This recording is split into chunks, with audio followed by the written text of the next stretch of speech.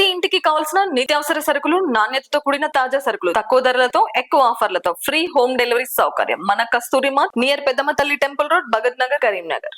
నమస్తే. రాష్ట్ర ప్రభుత్వం ఎంతో ప్రతిష్టాత్మకంగా చేపట్టినటువంటి రెవెన్యూ సదస్సుల్లో వచ్చినటువంటి దరఖాస్తులకు అధికారులు మాత్రం నెలలు గడుస్తున్నా పరిష్కారం చూపడం లేదు. తమ సమస్యలు పరిష్కారం అవుతాయి, తమ భూ సమస్యలు పరిష్కారం అవుతాయని కొండంత ఆశ పెట్టుకున్నటువంటి రైతులు నిరాశకు గురవుతున్నారు. ఇంకా రెవెన్యూ కార్యాలయాల చుట్టూ, మీ సేవ సెంటర్ల చుట్టూ తిరుగుతున్నారు. చాలా మంది ఇబ్బంది పడుతూనే ఉన్నారు.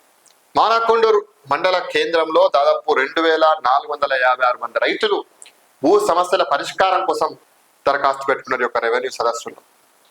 ఇంకా వందలని వేలల్లో దరఖాస్తులు వస్తే వందలని ఇంకా ఆ సమస్యలు పరిష్కారమైనవి. మనం చూస్తే పరిష్కారం అంతంతే. రెవెన్యూ సదస్సులకు వేలల్లో దరఖాస్తులు, 100కు పైగా మాత్రమే పరిష్కారం. భూ సమస్యలు తీరుతాయని కొండంత ఆశ, రైతులకు తప్పని నిరాశ. రెవెన్యూ సదస్సుల్లో వచ్చినట్టు దరఖాస్తుల పరిష్కారానికి రెవెన్యూ అధికారులు 5-6 నెలలుగా కుస్తీ పట్టారట. ప్రతి గ్రామంలో దరఖాస్తు చేసుకున్నటువంటి వారి ఇంటికి వెళ్ళి భూ సమస్యను అడిగి తెలుసుకున్నారు. సంబంధిత పత్రాల పరిశీలన, విచారణ, సమీప రైతుల వివరాల సేకరణ తదితర వివరాలు చేపట్టారు. ఈ ప్రక్రియ తుది దశకు చేరుకుంది. రైతుల భూ సమస్యల పరిష్కారానికి కాంగ్రెస్ ప్రభుత్వం జూన్లో రెవెన్యూ సదస్సులు నిర్వహించింది. జూన్ అంటే ఇప్పటికీ November. June, July, August, September, October, November, December కూడా దగ్గరికి వచ్చింది. 6 నెలలు అవుతుంది. ప్రభుత్వం మంచి అవకాశాలు కల్పించడంతో గ్రామాల్లోని రైతులు భూ సమస్యలపై భారీగా దరఖాస్తు చేసుకున్నారు. ఇక సమస్యలు పరిష్కారం అవుతాయని కొండంత ఆశతో అండగా ఈ ప్రక్రియ తుది దశకు చేరుకోవడం, సమస్యల పరిష్కారం అంతంతగా ఉండడంతో రైతులకు నిరాశ తప్పేలా లేదు. ప్రభుత్వం సమస్యల పరిష్కారం కోసం రెవెన్యూ సదస్సులు ఏర్పాటు చేయడంతో రైతులు చాలా సంతోషపడ్డారు. భూమి తన పేరిట కాకుండా ఇంకొక వ్యక్తి పేరిట నమోదైందని, విస్తీర్ణం తక్కువగా నమోదైందని, మ్యూటేషన్ కావడం లేదని, పహానీల్లో పేరున్నా ఆన్లైన్లో రావడం లేదని, పాస్ పుస్తకాలు లేవని, విరాసత్ కావడం లేదని, సాదా బైనామా ద్వారా భూములు కొనుగోలు చేశామని, ఇలా అనేక భూ సమస్యలపై రెవెన్యూ సదస్సులు ఆధారాలతో దరఖాస్తు చేసుకున్నారు. ఏమేమి దరఖాస్తు చేసుకున్నారు? భూమి తన పేరిట కాకుండా ఇంకొక వ్యక్తి పేరిట నమోదైందని ఒకటి. రెండోది, విస్తీర్ణం తక్కువగా నమోదైంది. 5 ఎకరాలు ఉంటే 4.5 ఎకరాలు ఎవడు, ఓ ఎకరం ఉంటే ఎకరం తక్కువ అవడు, తక్కువనే, ఎక్కువేం కాదు. మ్యూటేషన్ కావడం లేదని, పహానీల్లో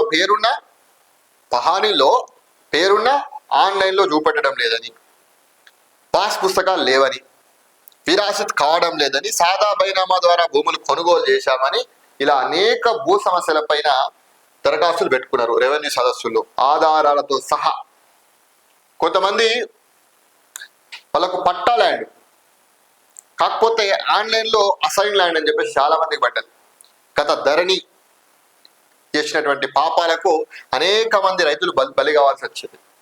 సో ఆ ధరణి పాపాలు ఈ యొక్క రెవెన్యూ సదస్సుల్లోనైనా ఈ యొక్క కాంగ్రెస్ ప్రభుత్వం కడుగుతుంది, రైతుల సమస్యలు తీరుతాయని చెప్పేసి అందరూ ఆశలు పెట్టుకున్నారు.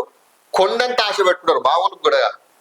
అట్లా మానకొండూరు మండలంలో 2456 మంది దరఖాస్తు పెట్టుకున్నారు ఈ యొక్క భూ సమస్యలపైన. ఎంత? 2456 మంది రైతులు రెవెన్యూ సదస్సులు భూ సమస్యలపైన దరఖాస్తు చేసుకున్నారు. సాదా బైనామాల ద్వారా భూమి కొనుగోలు చేశామని 1325 మంది, 103 మంది విరాసిత్, 28 మంది మ్యూటేషన్ కోసం దరఖాస్తు చేసుకున్నారు.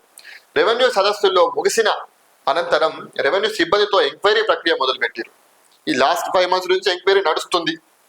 భూ సమస్యపై దరఖాస్తు పెట్టుకున్నటువంటి ప్రతి రైతు దగ్గరికి వెళ్ళి క్షుణ్ణంగా భూ సమస్యను అధికారులు అడిగి తెలుసుకున్నారు. భూ సమస్యకు సంబంధించిన వివరాలు, సరైన పత్రాలు సేకరించి సమస్యను పరిష్కరించేందుకు కృషి చేసిన ఫలితం అంతంతగానే అన్నట్టు ఉంది. సరైన ఆధారాలు చేయడానికి వీలున్న వాటిని అధికారులు పరిష్కరించారు. 131 మంది భూ సమస్యలు మాత్రమే పరిష్కారమైనట్టు అధికారులు చెప్తున్నారు. 2456 మంది దరఖాస్తు పెట్టుకుంటే ఎంతమంది చేశారు? 131 మంది చేశారు. గతంలో ధరణి పాపాలు కేవలం మాయమైన 131 మంది. సరైనటువంటి ఆధారాలు లేకనే భూ సమస్యలకు పరిష్కారం లభించడం లేదని, మిగతా దరఖాస్తులు రిజెక్ట్ గానే భావించాల్సి ఉంటుందని అధికారులు చెప్తున్నారు. రెవెన్యూ సదస్సుల్లో అంతంతగానే భూ సమస్యలు పరిష్కారం కావడంతో రైతులు నిరాశలో ఉన్నారు.